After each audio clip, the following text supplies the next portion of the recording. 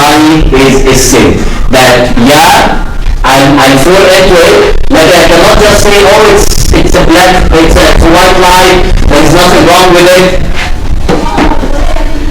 I let it go. No, lying is a sin that you need to address in your life, pray about it in your life, and confess if you do it. I wanna discuss this because I know that lying is a really big problem.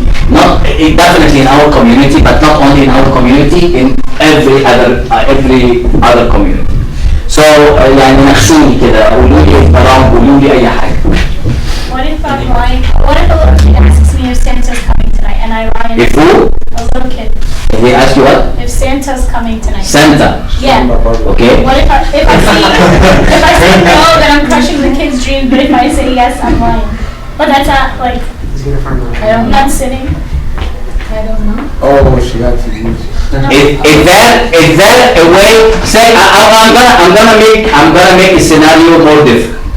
Okay, I go to Ma'ar and I tell Ma'ar, what do you think about my t-shirt? And Ma'ar hates my t-shirt. He doesn't like it and he thinks that the color is ugly and doesn't fit me and okay. What do you think Ma'ar's reaction should be? Wow, that's ugly. Wow, it's ugly. Is lying and being dishonest the same thing? Is lying being dishonest? Is lying and being dishonest the same thing? I don't think they're the same. I think you can be dishonest but not lie.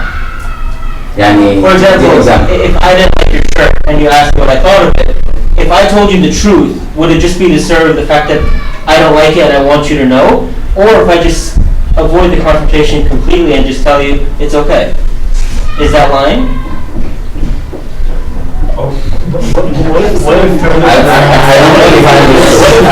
What if I say, there was another shirt that you wore and it was great. That's amazing. That's deflecting. You're avoiding. Exactly. Yeah. Why again? I would just say it's not my style. I don't know. Well, you see the issue is there are hundreds of ways to answer without offending me at the same time without lying to me. But that's also being dishonest. لا that's not dishonest. يعني in French بنقول with the French say about we what you don't like might be very I like it very much. So we're not gonna discuss this color is nice or if you don't like blue, I'm sorry you don't like blue, I like blue. Okay? That has nothing to do with dishonesty. It's a way. Can we say it's made from good material? Well, you can say it's nice, but I like the other one better. Or there are hundreds of ways. You know the problem is that we feel and that's the problem, that we feel very comfortable lying. That's the problem. The problem is not a lie. Because we all sin, and lying is a sin like any other lie. But the problem is that we feel comfortable lying. You know someone who lies or who makes a sin and feels very comfortable as if يعني not you want to tell me that lying is a sin? يعني we get to this extent that we don't even believe that lying is a sin.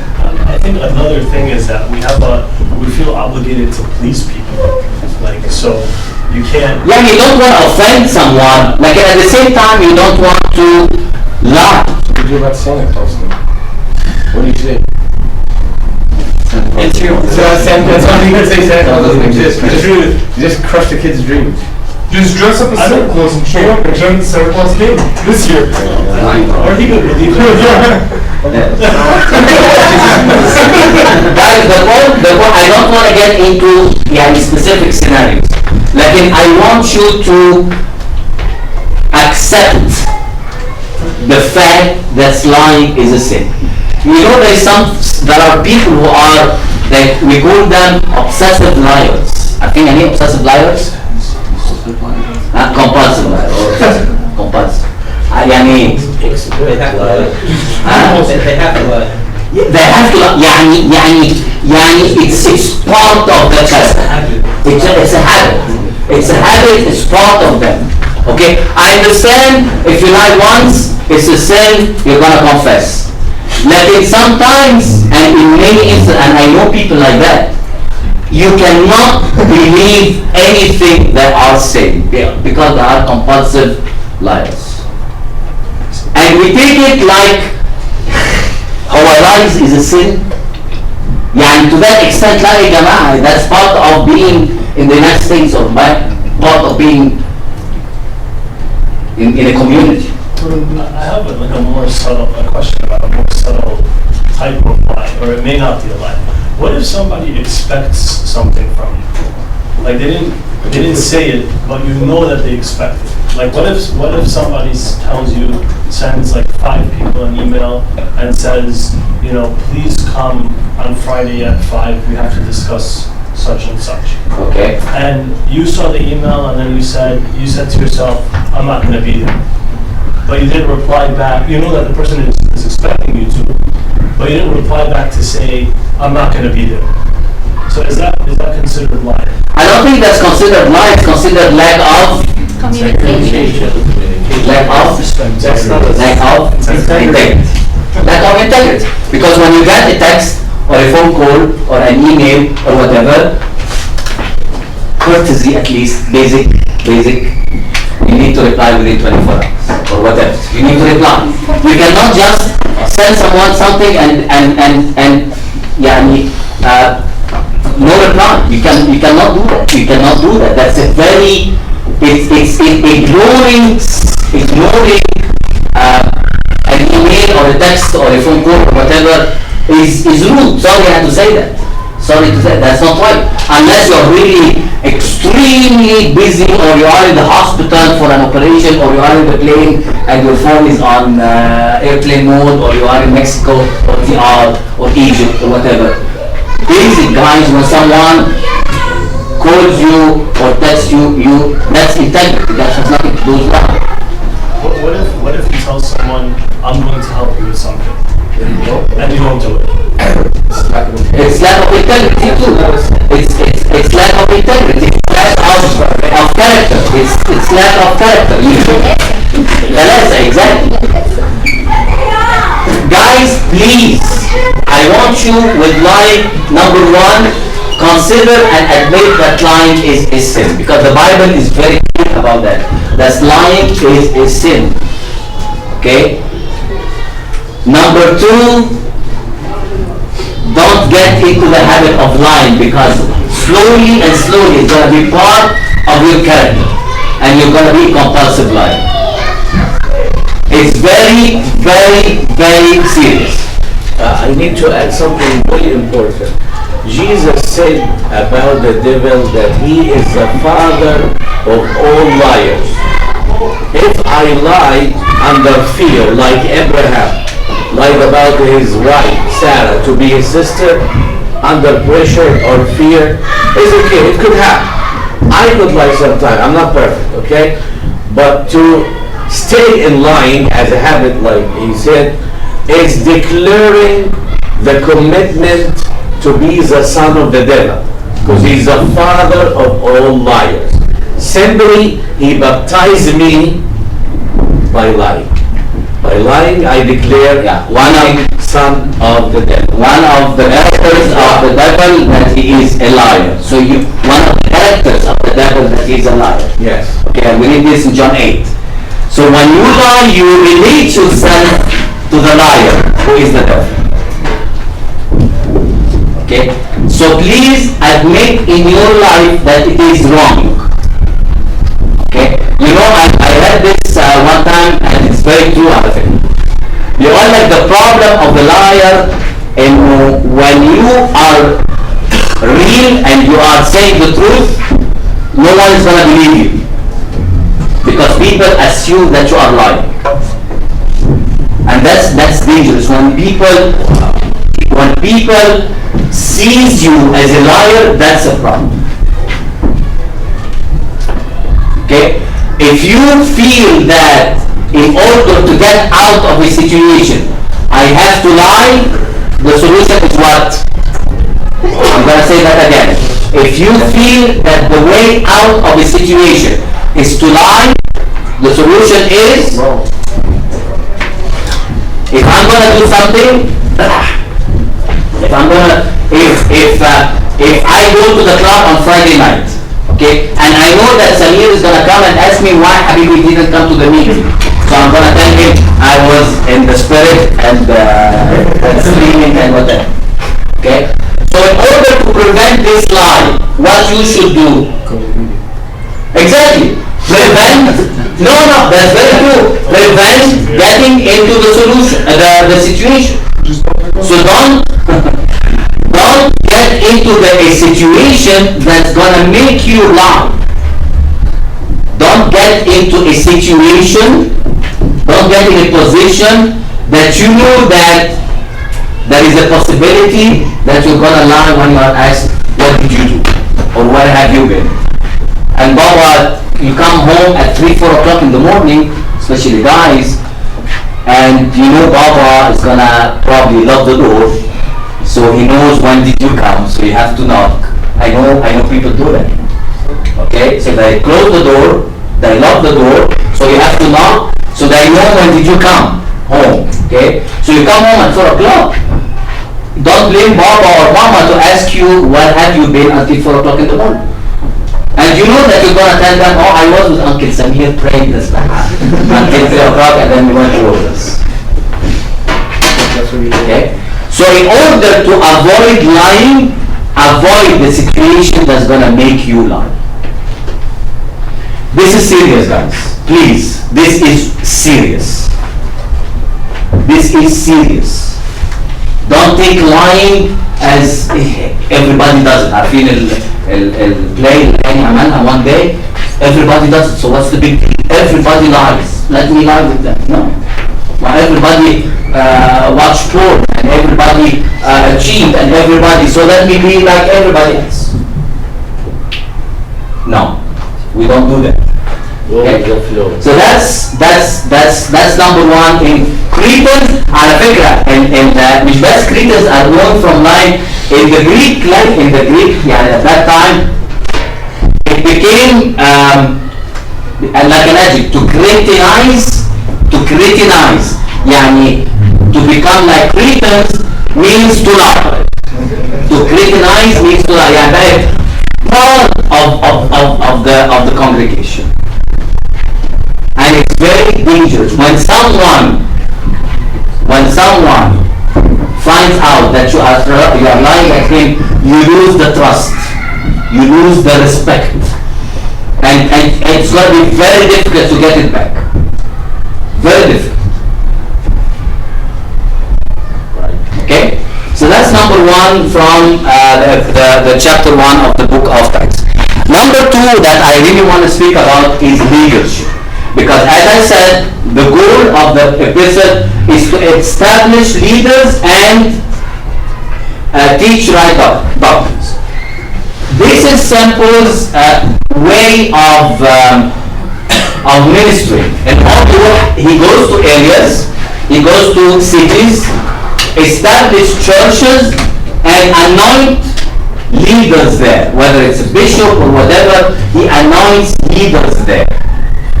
And that's how the church should act. And I really want to emphasize this with Abuna Michael moving and the situation that the church is, and what we're going to do after that. People are busy and guys,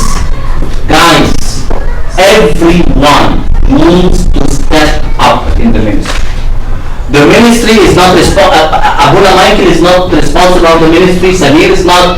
Everyone here, I want you to feel responsible about the ministry. Everyone is responsible about someone else. It's not the responsibility of Abuna Michael or Abuna Fulan or Uncle Fulan to call and ask about people. It's your responsibility. The ministry is our responsibility. We should step up to be leaders in the church, and that's if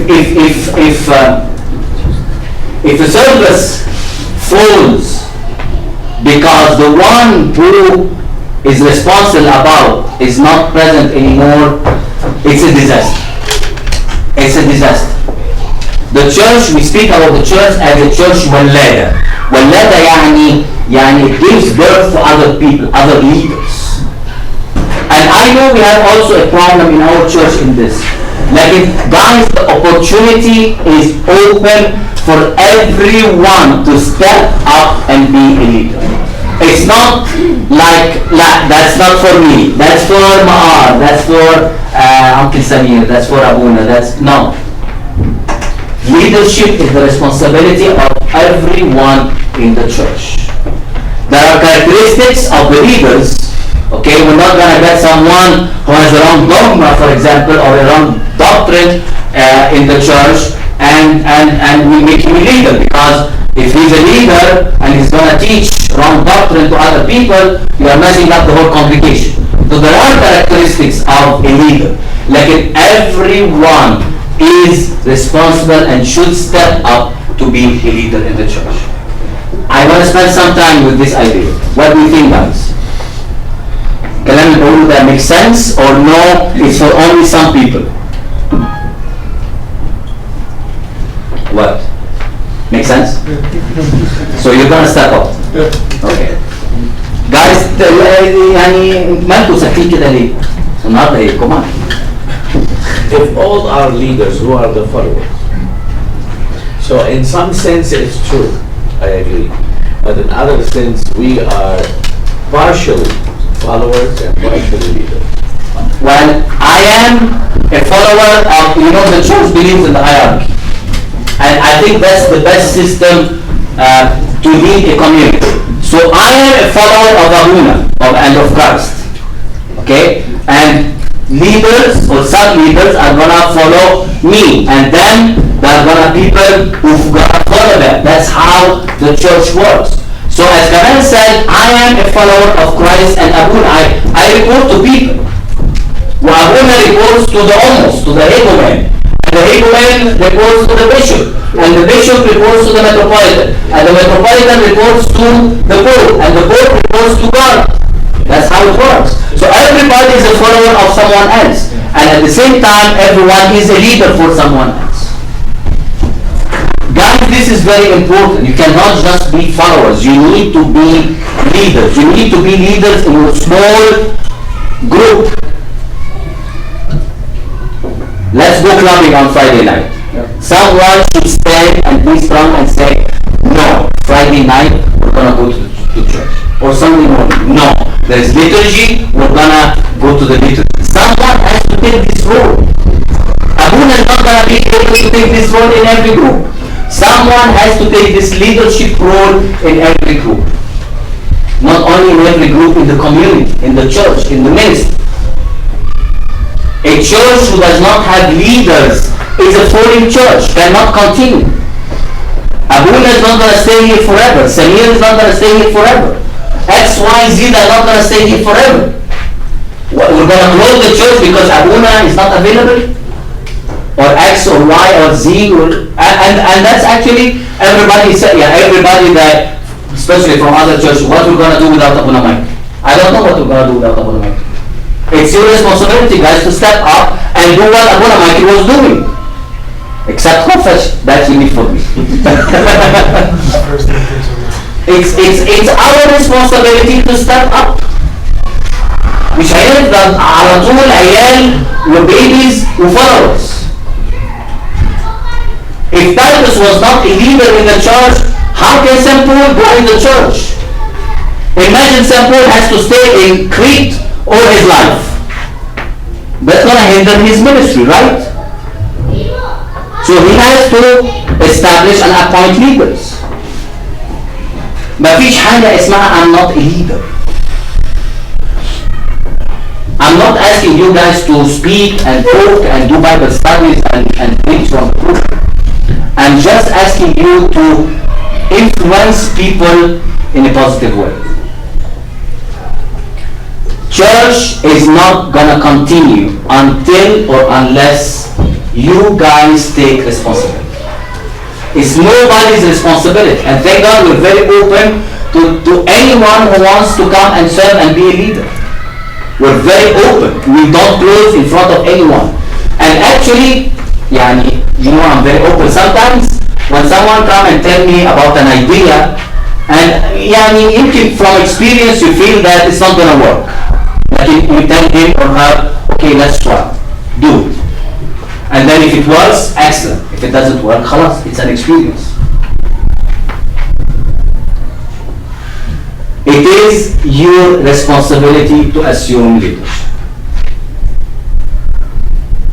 Okay, there are characteristics of leaders. بيقول كده هنا in verse 5 بيقول for this reason I left you. Who's speaking here? I, Paul, talking to Titus. I left you in Crete that you will set in order the things that are lacking. Set in order things that are lacking. شوف ايه what is lacking. That's your responsibility. Please don't wait for someone to come and tell you do something.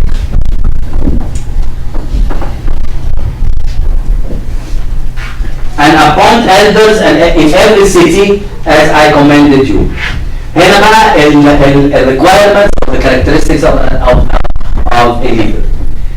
Blameless, if a man is blameless, husband of one wife, and if people are asking you where do we get the idea of one wife, husband of one wife, having faithful children, not accused of dissipation or insubordination.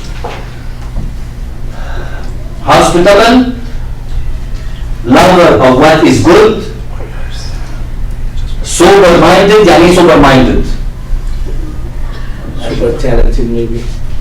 Sober-minded. Of one mind. عاقل يعني مش مجنون. مش بيعمل حاجات. I mean sober, not super. Right? Sober. How do you say? So S-O-B-E-R. Sober-minded, just, holy, and self-controlled. What are the characteristics of a leader, guys? Because if he's a leader, he's going to have people like him at the end. Okay? So if I'm a leader and I like to go clubbing every Friday night, everybody's going to go clubbing with me. Like if I'm a leader and I like to go to church on Sunday morning, everybody's going to follow me too. So you form people like you. That's why it's a big responsibility. Like it's everybody's responsibility. I think in terms of becoming a leader, a lot of us still need help before we can lead. So how can I start to lead somebody if I'm in need of help? Like if I lead when I'm not fully there, then I'm taking a group down with me. That's very true. You know what I'm saying? Right. Yeah, right. So that's the hierarchy. Okay, that someone maybe spiritually older than you can help you out. Okay, and this someone who's older than you has someone else over him. It's the hierarchy system, guys, is really very good. If we use it right, it's an excellent system. It's an excellent system. Just on Nina's point, I think sometimes the work of the leader develops the leader. So, like even I can think about myself at work. Like recently I just had a summer intern working for me. My first time ever managing anyone, I was learning every day something new about how to do this right. And I go to my manager and I ask them a question, what about a situation like this? What about a situation like that? What should I do? Whatever. So I'm supposed to lead this person who doesn't know anything, they're coming. But at the same time, I have no idea what I'm doing. But I think our issue as a community is that we have many people who have the capacity to become great leaders, but they don't want to take the risks of learning. They don't want to take the risks of making mistakes.